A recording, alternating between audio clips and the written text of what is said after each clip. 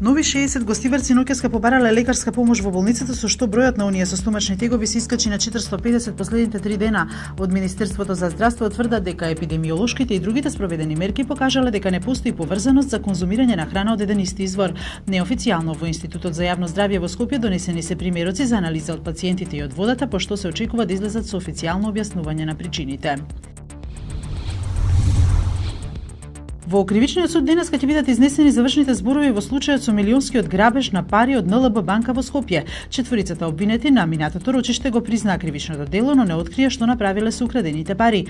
Обвинителство за нив бара највисока казна 10 години затвор.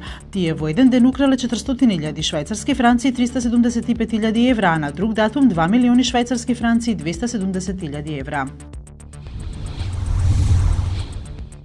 Администрацијата на Трамп ги објави класифицираните документи за убиството на претседателот на Америка Џон Кенеди во 1963.